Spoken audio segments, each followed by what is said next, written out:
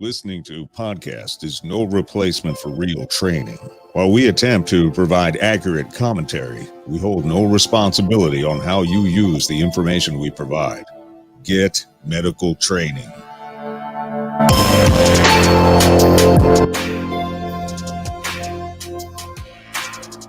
In the blink of an eye, everyday order can be replaced with once-in-a-lifetime chaos. Be prepared. This is the Civilian Medical Podcast.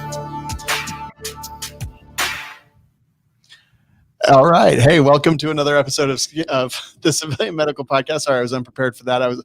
I pointed at Skinny Medic, like trying to make him do it, and he was already pointing at me. So nose goes. It is me. It is episode 53. Skinny Medic died from COVID, and I've replaced him with PrepMedic. Sam, what's up, buddy? What's going on, guys? Just kidding. Skinny Medic's here. Dietrich, are you dead? No, I'm not dead. I almost died several times, but COVID couldn't get me. I'm good. Okay, good. That is definitely a bonus.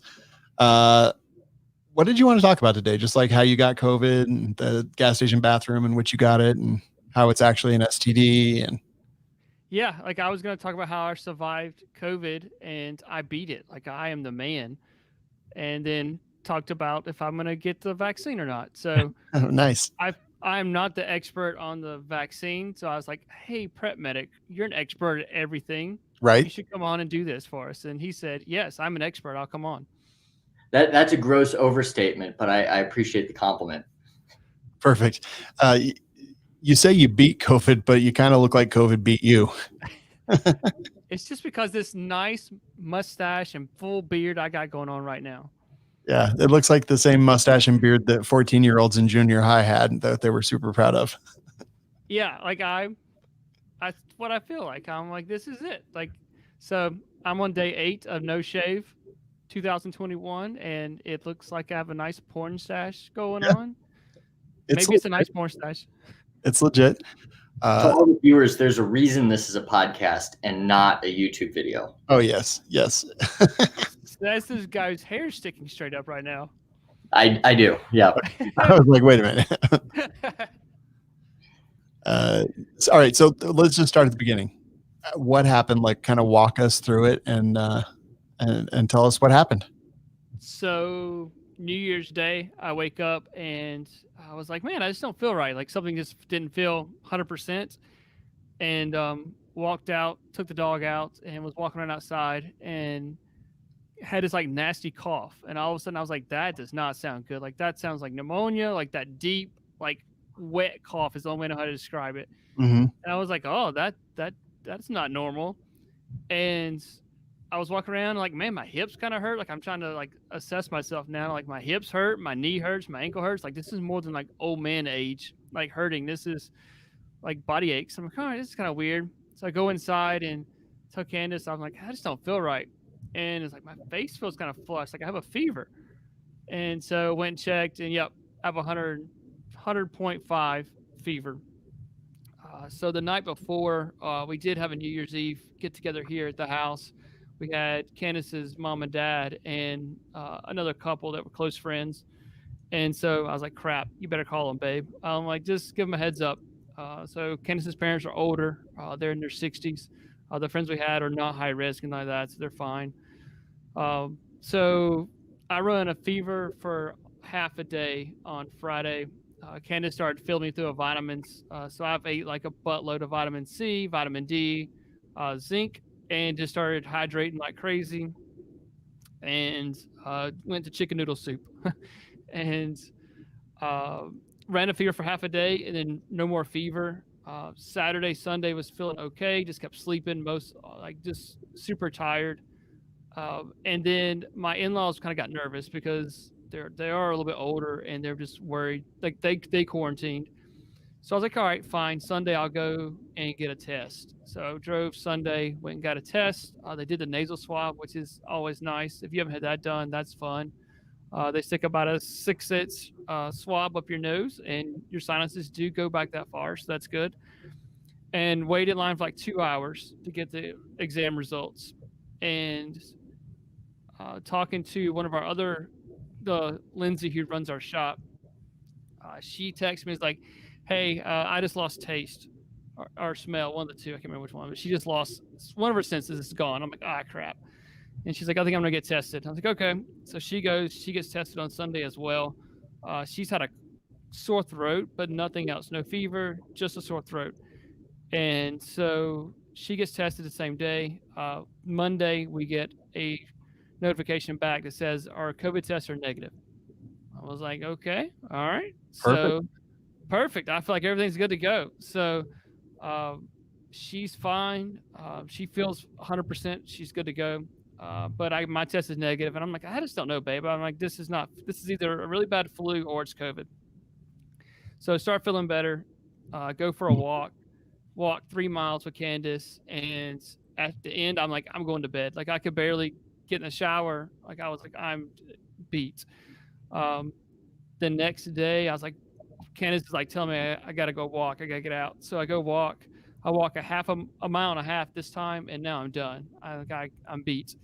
And then the next day, I'm still trying to go outside, still trying to be outside and like not lay in the bed. And we're cleaning up around the property, and I step in dog crap. And I'm like, oh, well, I'm glad that doesn't smell bad. And I don't even think about it, like that I don't have a sense of smell. And like Candace was like, hey, babe, you need to wash your shoes off. Like that's not good. And like I'm sitting on the ground because I'm so exhausted. Like I'm just sitting there in the sun. I'm like, no, I don't smell anything. It's fine. And like we don't even put anything together at this point. And then like that night, I was like, man, my back's hurting. So I get this deep blue stuff that's basically like the essential oils of Bengay or whatever. And I'm like, I don't smell that. Babe, I don't smell anything. And so then she's going nuts. And I sent those videos to you guys. I was like, smelt an onion and could not. I could still taste it, but couldn't smell it. But I still have taste. I still have no smell whatsoever. I can't smell a dang thing. And I'm on day 8 now, and I feel like I'm alive. And so still got shorter breath walking to the mailbox today. It's about 100 yards. I walked there and back, and I am short of breath. So the other good thing about COVID is I lost 10 pounds. I'm down to 165 now. So I went from 175 to 165. So dad bod is disappearing. Skinny Medic's back in the game. It's that's intense, man. At your worst, like how sick did you feel on a scale of 1 to like, I don't know, the worst you've ever felt? So I had the flu back when MJ was born, and that's probably 9-10 years ago. And I feel like this was worse than the flu. I still functioned with the flu. I was able to get up, move around, stuff like that. But this one, like, just kicked my tail. And the tiredness, like just being exhausted, and like yesterday, I felt like I was car sick. Like my head was dizzy, and just felt like I was car sick. Like that's the worst thing. Like I can deal with a cough, I can deal with the body aches, but just the fact that you can't get out of the bed, you're like, holy crap, like I can't crawl out of the bed. And then just being car sick. But so far, I quarantined to the bedroom, and Candace is fine. The kids are fine. No one else in our house has caught it, which is a good thing. Huh, that's kind of crazy. With the video of you, like you sent Sam and I that video of you smelling the deep blue and the onions, and it was funny, but you seemed totally fine. But apparently you were like wrecked at that point. Yeah, like I was fine then. Honestly, it was the next day I was wrecked. Like I was downhill, and then I kind of came back. I was like, all right, cool, I got this, I'm good. And then all of a sudden the next day I was back down and crashed again.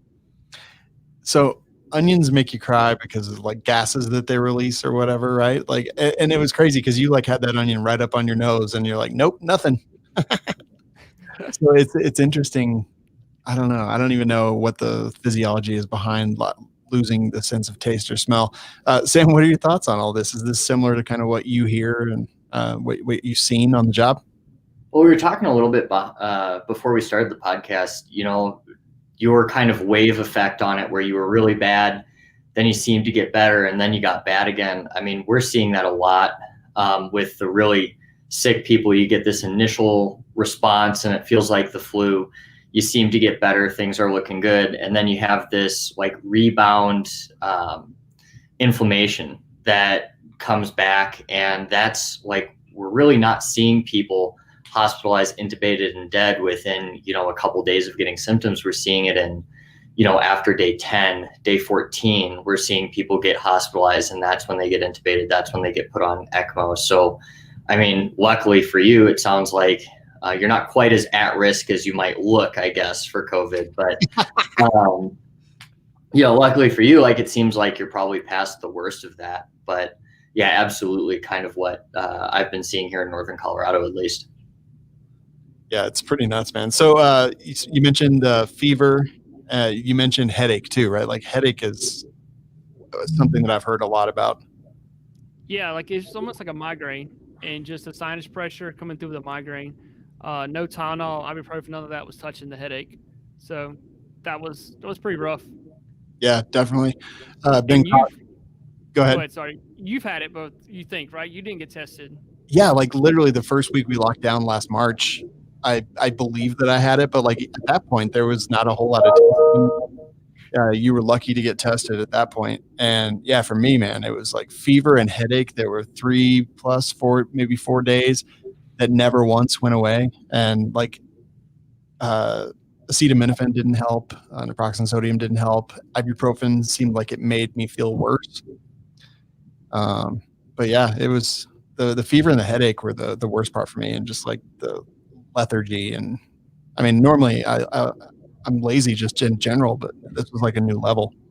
What I think is weird about all of this is like, it seems like everybody's completely different. Like you never hear 2 people have the exact same COVID response, reaction, feelings. One person loses smell, one person loses taste, one person loses both. And as far as physiology, I don't think we even know why that happens. And one of our pilots had it, and she hasn't had taste for like 2 months now, and it's just starting to come back. So I don't know. I don't think there's a rhyme or reason to it, to tell you the truth. That sucks. It really does. I just feel like you said, like everyone has a different results of, oh, I got COVID, but maybe it was just a sore throat, or maybe they end up in the ICU or CCU. Yeah. I know there's been some talks about which blood types react different to it. Maybe your O positive, O negative reacts differently, or age has something to do with it, obesity. But still, like we don't really know. We can't nail it down yet. We've seen a lot of the Mexican community is affected a lot more. I recently spent a fair amount of time in a COVID ICU, and it was like 2 out of 3 were Mexican. And usually had some comorbidities such as obesity or diabetes or something on top of that. But I know that's been a national trend that's been kind of rising. And once again, I don't think we know why. But for me, at least from an anecdotal perspective, that's what I've seen as the biggest risk factor is Mexican descent. Dang, that's interesting. Have you been taking your or testing your using a pulse ox? I don't know why I have. And Out of curiosity. Yeah, well, where were you kind of hovering? I've been saying like 97, 98%, which is normal. Anything above 94 is good. So my heart rate's been fine. It's been in the 70s generally the whole time, except when I'm walking. Like I checked it when I was walked back from the mailbox, and my heart rate was over 100 just walking. And I was like, that's probably not healthy. But it's weird for me, the testing, like, because I always, like, we knew that the rapid test was not as accurate as like the nasal swab and stuff like that. Mm-hmm. So for me to get a negative, I'm like, all right, was that a false negative, or do I really just have the flu, or is it something that's a different strain? Like I'm curious, but honestly, like I don't want to go wait in line again to get tested. So I'm like, all right, screw it. I'll go get the antibodies in 2 weeks. Like when I'll go get blood and see if I have the antibodies for it. Dang. Did Lindsay ever end up testing or getting her results back? So she tested and she got negative as well. Interesting. So we tested at the same site, which I don't know if that has anything to do with it or not, but we tested the same site, same place. So, and she got a negative result on her COVID test too. So we're both going to go and get our antibodies tested in a couple of weeks. So I was like, hey, we can go together. We'll hold hands and go together.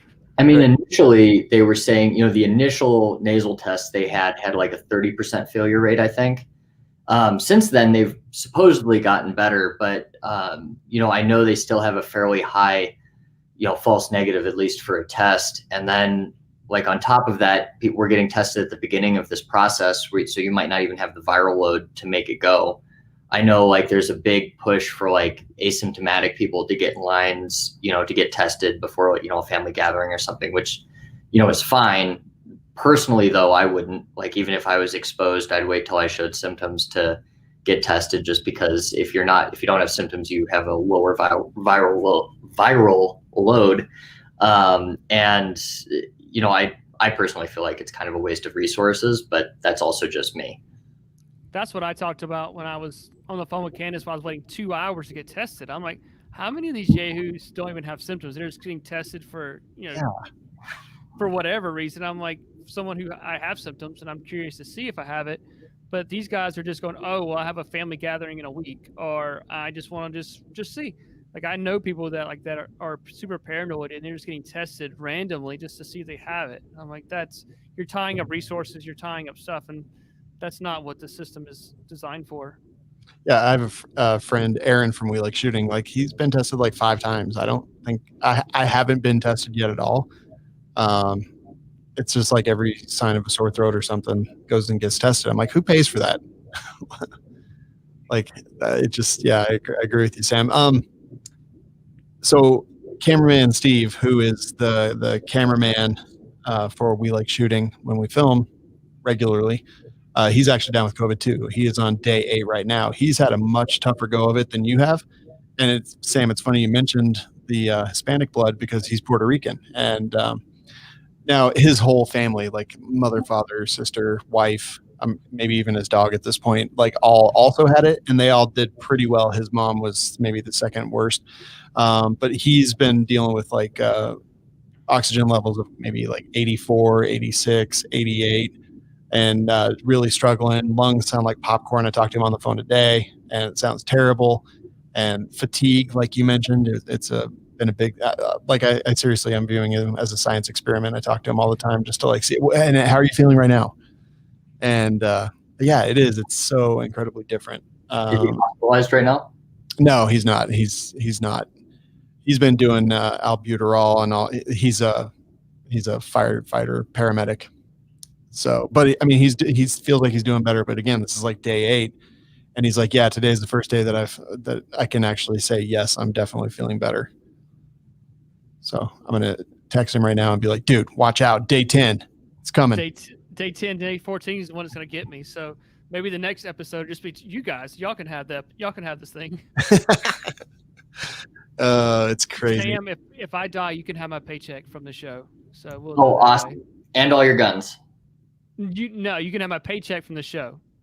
Okay, all right, deal. You just got a big raise. Yeah, this is interesting. And now, on another side of the family, people that I don't know very well, 2 of them are hospitalized. One lives in Montana and is actually in Colorado in the hospital. Was completely in ICU for a very long time. And then another one from Kansas, also in Colorado, and at a hospital, in really bad shape, probably 99% sure going to die. Yeah, that's what they're saying here too in South Carolina, that basically all the hospitals are full and we're at our peak, hopefully maybe at our peak where we were. And that's what's the funny thing for me is, like, I've been wearing a mask in places that I could not socially distance. Mm-hmm. So like the post office is a little smaller area. I would put a mask on. If I was in Ingles or Walmart and couldn't get away from people, I would put a mask on. And I feel like more and more people are wearing masks in my area than have ever, but yet our numbers are sky high right now. And we're seeing this in EMS calls. Like, more people are wearing masks, I feel like, now than we're back in the summertime. But now EMS is running more and more COVID calls. And I'm like, dang it. Like, so like the conspiracy theorist wants to come out and say the masks don't work. Like, that's washing hands, and probably, that's where we, obviously I don't think I caught this at Walmart. I caught it at the shop in closed environment. So I don't know. It seems interesting that more and more people are wearing masks, yet where our numbers are sky high across the country. I think it's, looking at something like this, and one of the big like concepts in emergency management and stuff is the Swiss cheese model. I can't talk. I'm having some kind of stroke or something. The Swiss cheese model of, mitigation for a lot of these things. And, I've seen a number of like memes and stuff there. It's like, well, if masks work, then why do we social distance? If social distancing work, why are we wearing masks? Why, lockdown? And I don't agree with lockdowns. Flat out do not agree with lockdowns in any way, shape, or form. But you look at that and, I'm kind of with you with masks probably have a pretty minimal effect. There was one study done that basically showed that masks don't protect the wearer. It didn't study if they protect somebody around the wearer from the wearer themselves. So we still don't have good data on that, but we do know pretty well that it's probably not going to prevent transmission to you if it's already ambient, if it's already aerosolized. But you have that one layer, and that we can look at that as like one layer of Swiss cheese with a bunch of holes in it. It's not effective. You can drop something on it, it'll fall right through almost every time. But then you add like social distancing to the top of that, and you add the mask, and then you add on top of that, we're not going out as much, or we're ordering groceries, and another layer. And then eventually, if you stack enough slices of cheese, and I'm from Wisconsin, so I love a good cheese analogy, it becomes a lot harder to contract. And I think that's the one thing that I think's been missing in a lot of the conversation, is just understanding that no one thing is going to help all that much, and we can combine a bunch to hopefully meaningfully reduce the statistic. And honestly, masks, I don't know. I've been wearing a mask a lot. I know different fibers have different effectiveness. I wear a surgical mask from work. I've never bothered with the neck gaiters or anything like that, or the homemade ones, because honestly, we have data to say those don't work and may be harmful. Yeah. I wear the same ones you do. Yeah, that's for me on the ambulance. When I work on the ambulance, I wear a N95 mask. Yep. And there's people who are wearing like the homemade ones like this, or the neck garters, whatever. But I'm like, if I'm going to have to wear a mask, I might as well wear an N95 mask to help give me the best protection, to get a good seal, things like that. So that's, yeah, and I get it. But I think at some point, I don't know if herd immunity, because I know we're going to talk about the vaccine in a little bit, but it's frustrating. And like I said, I know people who are actively have symptoms and are still going out. And I'm like, that's the part that really frustrates me. I'm like, look, if you don't have symptoms, fine, do what it is what it is. But if you're symptomatic and you're still going out, like, you're the part of the problem. So that gets me fired up. Like, I flip out on people. Yeah, 100%. And it's funny, like, you and Steve, like, you both have been quarantined the entire time. Like, he hasn't left his house in 9 days. So, like, that's the responsible thing to do. When I felt like and again, unconfirmed, because back when I got it, the testing was like almost non-existent. I stayed in my house or my apartment for 14 days. I was just like, nope, not going anywhere. Don't want to get anyone else sick. But even my live-in girlfriend, like, she didn't get it at that time. So who knows, man? Who knows? Sam, in Colorado, northern Colorado, how is it? Like, is it just every call, or like has it increased lately? Like, we have a mask mandate here. We're definitely doing it, social distancing, and at every sign in every store. What's it like? We fluctuated a lot recently. Back probably about 2 weeks before the holidays, we had a pretty big spike. Numbers were just like they were early summer, when we were hitting the first peak. We were there, if not just a little bit higher, with our ICU censuses, our hospital census. Right now, we're actually on the decline, and the hospitals are doing okay. Not great, but they're definitely to the point where we're not worried about overflowing at this point. Now, from like an EMS perspective and HEMS perspective, we are seeing still a ton of transfers, but mainly that's because we've designated certain floors at the university hospital, at some of the northern hospitals, are like the COVID floors. And it makes sense, because then you can co-room with people, because you're not worried about a COVID person giving another COVID person COVID. So you can co-room them, you can kind of double up resources, double up nurses, and then you have providers that are specifically trained to deal with them, because there's some, kind of some nuanced management with a lot of these patients. So we're still seeing a lot of it, but it's not to the, I guess, scary, overwhelming point that it was earlier. That's definitely a bonus. Now, I see in the show notes about the more contagious version. Dietrich, you want to talk about that? Yeah, like I saw that there is another version of the virus coming out now. It's been in the UK, it's been in Georgia, North Carolina, and Florida, I believe. So it's a different strain of COVID, which we kind of figured this was going to happen. Like it's going to mutate, like the flu does. Like you have a different strain. But from the notes I saw, it's not any more deadly, any more issues. It's just a lot more contagious. So I'm like, crap, that seems about right. Like we're getting all of this. Seems like we're trying to get ahead of this, and all of a sudden, boom, it's going to morph now and be switched to something else. Yeah, and there are 3 cases in Colorado last I heard. Yeah. And I think we're up to, like, if you look at it, like this is the strain that's kind of making its way. I think we're at 5 or 6 mutations of the virus that have been identified. We'll get into the vaccine later. I know the running consensus right now is that the vaccine will still provide immunity to this, and that somebody that's had COVID before, those antibodies will still provide immunity, at least for a period of time. So, I mean, hopefully it doesn't completely put us back to square one. Yeah. And that's what I've been seeing too, is that now that I've had it, you're good for 90 days is what we figured out. And then you can catch it again. But you're at least good for somewhat 90 days. And then my department is issuing vaccines right now. And then I'm going to cough on them. I was waiting for it. Yeah, I was getting there. I was coming. I'm going to catch the COVID over all this 5G, man. I know, man. I saw that schematic they were sending around. You guys just caught it. I just put it right through the airwaves to you. Perfect. I hope it makes me blind so I don't have to look at your face anymore. Dang. I'm going to text Angel, tell you you're being mean to me. That's okay. She knows.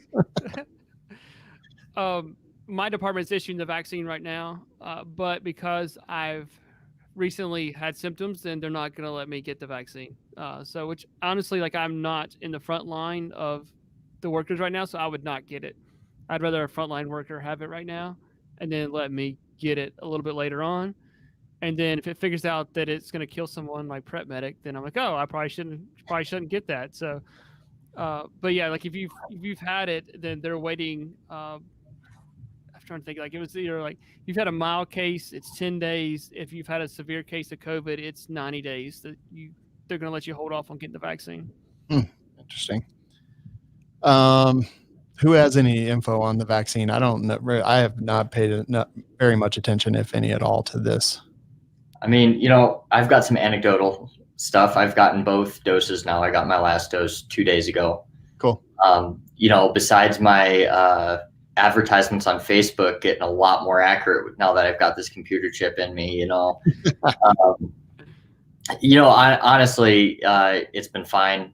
I was personally totally on board with getting that done pretty early, just because I live with my in-laws, and they're not super old, but definitely a little bit more susceptible and stuff. So with the number of patients we see, I was kind of gung-ho to get that done.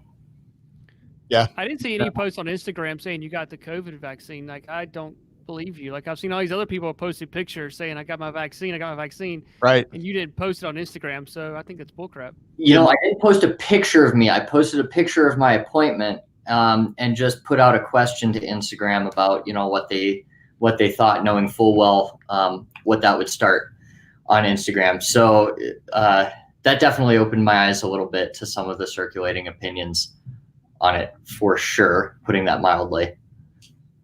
It's like you got a 50-50 shot at pissing people off. Yeah.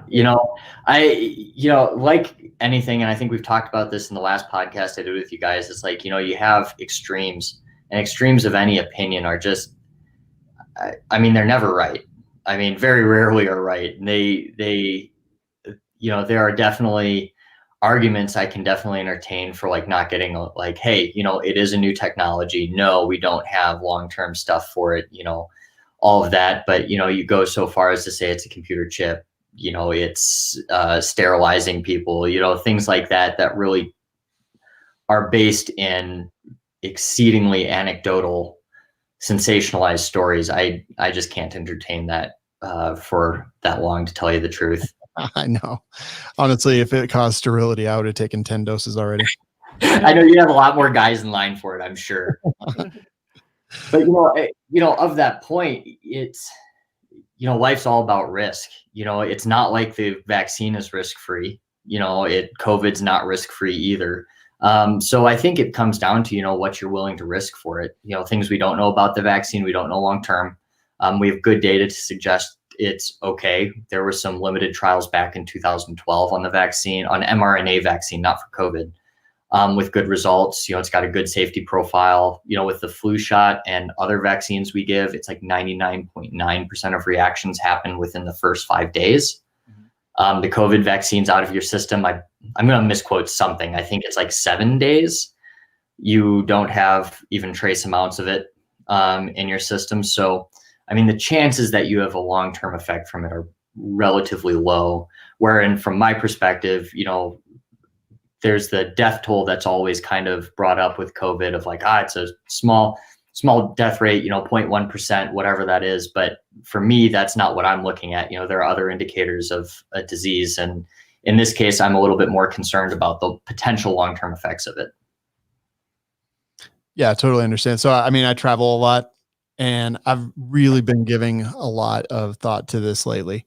I don't know if I've just been, I think I've probably been lucky, or maybe I already had it. Like I don't do much different in my life. Like I guess I have groceries delivered more these days, but like restaurants just open back up. I'm absolutely going to go to restaurants. I go to stores, gas stations. Like my life hasn't changed a whole lot, but travel seems to be picking up a little bit again. I'll have 3 trips in 3 months, which is more than the rest of last year put together. So I've been thinking a lot about it. I'm like, it's like pretty, there's a lot of behavior that could lead to being more at risk to catch it. Exactly what Sam said, except he's even more exposed than that. But I've been thinking a lot about it. I just, it's a tough choice for people who aren't getting it as part of that. And obviously it's going to be a while before I get it, but maybe because of my advanced stage, I'll be higher on that list. I don't know. It's a really tough choice, and I'm just trying to like weigh all the things. I'm not too terribly concerned about long-term effects because let's be honest, sterility, please. That would And save me a surgery. I would be like, score. exactly. But birth defects, yeah, don't care. Autism, I might already have it. I don't know. We'll see. Like all these things that you fear from vaccines, I'm not terribly concerned about. And I've been giving it a lot of thought lately because, historically I've been like, no, I'm not going to take it. But now that there's like mutations exactly as we expected and spoke about months and months and months ago, and even recently, I'm really, really considering it and trying to think, what are the pros and cons of it. And as far as the cons, I don't know that it'll even be known in the next decade what those might be. And we have good data. Like with the vaccine, we have yet to have a confirmed death or significant morbidity from the vaccine. Mm-hmm. That's not to say like I've known a ton of people that have had the second dose of the Pfizer and felt like shit the next day. So that's definitely something that's going on. But, a day of, aches and pains, not feeling too good is a little bit different. Whereas with COVID, we're seeing about, I think Mayo Clinic cited it at like 20% long-term effects, meaning lasting more than 3 months. And then those are ranging from everything from erectile dysfunction to tachydysrhythmias to, even some congestive heart failure and some long-term lung tissue scarring. So, in my risk analysis and my own personal being, I take the COVID, the known, a little bit more seriously than the potential unknown that we have, 44,000 test subjects in the initial, I think round 3 testing, have all done relatively well. I know there's stuff about Bell's palsy out there. I could care less about Bell's palsy. A little bit of facial paralysis for a couple months. Not something that bothers me, but everybody needs to make that decision for themselves. I can't tell somebody what they can risk and what they can't. Yeah. Skinny Medic actually looks like he might have like full Bell's palsy. Yeah. He's just having a stroke. Yeah. So Dietrich, are you going to take it? Like you may have already said, and I missed it. No, you're like, I feel like I'm kind of like in your same boat. Like I am contemplating it just because of travel. I'm not in the front line of VMS, not riding in an ambulance every single day. So, but travel, like you said, like I go to a lot of the same places you go to and travel. And so I'm like, man, we got lucky, didn't catch it last year. Like I felt for sure down in Georgia we were gonna catch it down there. I know. And then I was in Texas like for 5 days, like 3 days after that. I was like, if I don't get it now, like I'll be surprised. I mean, waiting. I will probably end up with getting it eventually. Like you said, the long-term effects. Do I want my kids to get it? No, being honest, just because we don't know the long-term effects. So I'm like, no, kids, I don't want my kids to get it. Will I probably get it? Yes. Candace, probably not. But like my parents and her parents have talked about it, and I'm like, you guys should absolutely get it because they're in their mid-60s. My dad has some heart issues, hypertension. He's overweight. I'm like, if he gets it, COVID could be real for him. It could be a problem. So I've encouraged my parents to take the vaccine. I've encouraged Candace's parents to take the vaccine because they are older. And if the long-term effects isn't as huge for them, but if they do catch COVID, it could be a hospitalization. It could be, some time in the ICU, CCU for them. So I think you have to do a risk analysis on it. And like you guys were talking about, like, what's the risk of the vaccine? I would like to see some better data on it. And I'm just being, that side of me wants to see some better data. Absolutely. I did see a thing this week that said that now that they're thinking you can take a half dose and be just effective. And I'm like, all right, where did that data come from? Where are you pulling that from? Mm-hmm. So I'm curious to see. No one that I know of that's taken it on that I've seen has had any kind of major reaction. Some people are just complaining of sore arm, stuff like that, but kind of like a flu shot. Yeah, standard stuff. Yep. And then I think, so I sit around and I think about this stuff and I'm like, well, you've taken flu shots before. What do you know about that? And I'm like, actually way less than I know about anything else. So I'm like, clearly maybe I'm just letting like mainstream media and everything get to me because I've been injected with the flu virus. I don't know what that is. I don't know. I don't think it's mRNA. I think it's like basically just the flu that they give you a different version of the flu or whatever. Well, it's not a live virus. Like you're not getting a live virus with it. So yeah. You can't catch the flu from the flu shot and you can't catch COVID through the COVID vaccine. So, which is nice. But yeah, it is interesting to see, like I said, someone has to make that. You got to make a decision for yourself, whether or not you're going to get a COVID vaccine or not. Yeah. I mean, we get all kinds of vaccines and I'd probably never spend a whole lot of time thinking about it. So along those lines, it seems like a no-brainer. I'm like, I never paid any attention to what they were injecting me with for the flu virus or the flu vaccine. Do we get rabies vaccines? No, only if we get rabies, right? Maybe you should. I don't know. I think they just have to cut our heads off is what I heard. It's the only way to be sure. But yeah, like, people get, the hepatitis vaccine, all of these vaccines we were getting, and no one's really done a whole lot of research, I'm sure, on that. And there's always the anti-vaxxers, which is, that's their decision. But maybe, I don't know. So maybe next year, like, oh, Sean and I are going to get the vaccine together. I don't know, but I'm down. Yeah. But I'll be in Texas again in like 10 days. So I should probably better get it quick. Yes. But the thing is, like, if they are going to restrict travel and say you can't get on an airplane, you can't go into major sporting events, which I don't agree with. But if they do that, then they're going to force you to get the vaccine. Oh, and like I said, I don't agree with it. I don't agree with the lockdowns. I don't agree with you forcing me to. I don't do really well with government telling me I can and can't do stuff. But, it may be what the new normal is. That would be a travesty, in my opinion. That's a huge, terrible thing, I think. It's kind of two-sided. Like, I feel like if the government is mandating it, that's where I kind of draw the line of like, I was asked to take a picture of my vaccine card when I got it by my director. He was like, I don't know what's going on, but like, just take a picture of this and make sure you have this, like, in case you need proof. I'm like, well, why would I need proof that I have this? Like, I got medical records. That's my proof. Like, I shouldn't have to flash a card and I shouldn't have to flash a card at a checkpoint. but at the end of the day, like if a private industry decides that, they're going to require it, proof of that before letting you do it. I mean, in my opinion, I guess that's in their right. I still don't agree with it. I would say I wouldn't want that company to do that, but it gets pretty in the weeds and pretty complicated at that point. Yeah, no, I totally agree. It's a buddy of mine actually, he had to show a negative test to his job, and he had a problem with that. And I was like, I mean, on the one hand, I understand. On the other hand, like it wasn't anything real. He traveled for his job, and then he had to go get a negative test before they would let him come back to the office. And he took umbrage with that. And, I think we're just going to see so much more of that, like, as we go. It's going to be very interesting times amongst other things. Where else did you want to go with this, Mr. COVID boy? No, that's it. I just wanted to hear what you guys' thoughts were. And, I knew that I don't know. I just want to hear you guys' thought on the vaccine, if you guys were going to get it or not get it. And maybe we could provide a little bit of education to our listeners. Yeah. And I still haven't decided. I mean, I probably will. I think that's probably where I'm leaning right now. But, my phone has 5G. Why not me?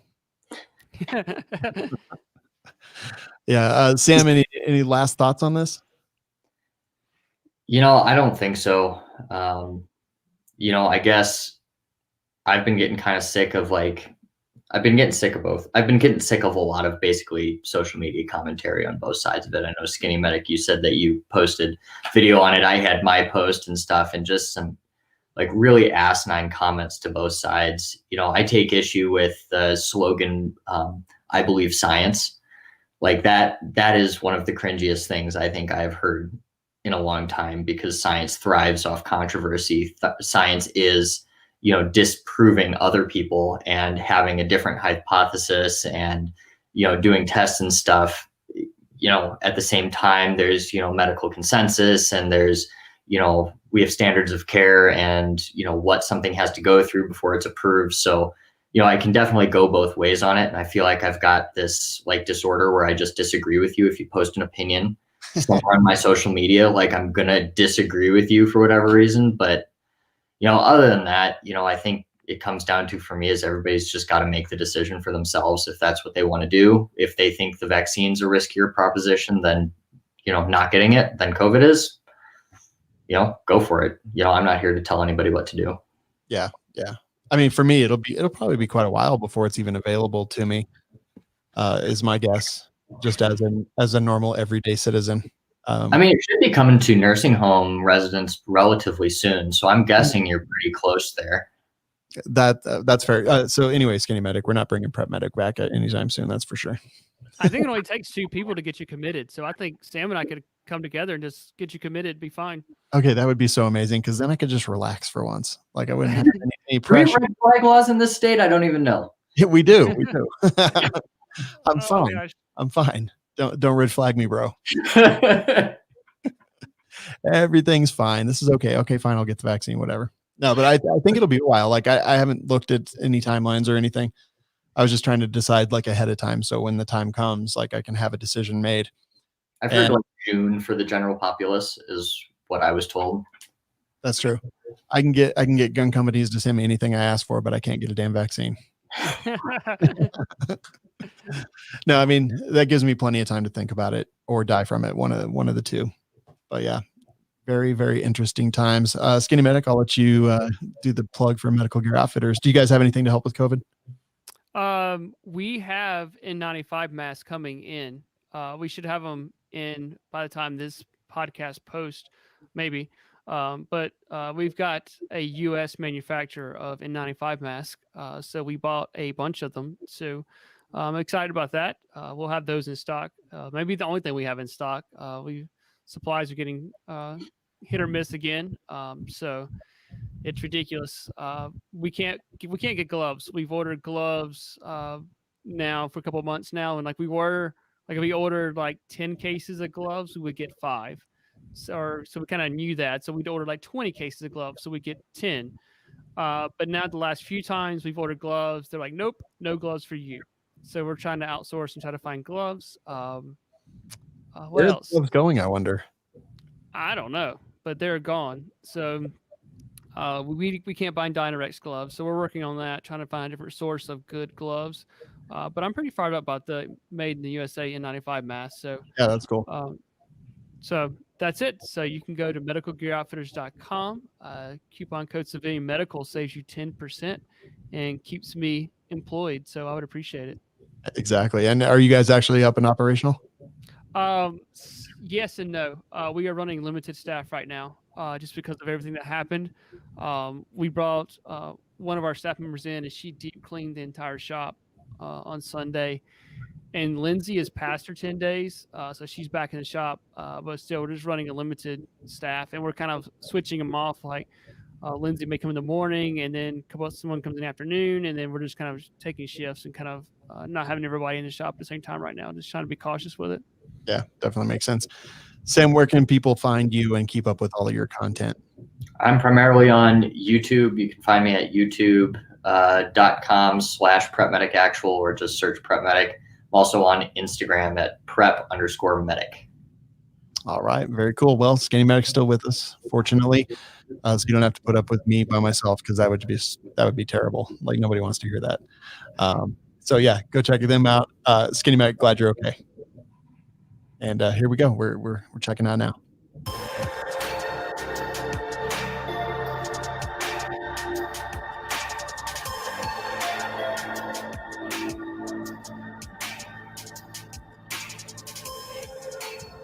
Find us and subscribe at civmedical.com.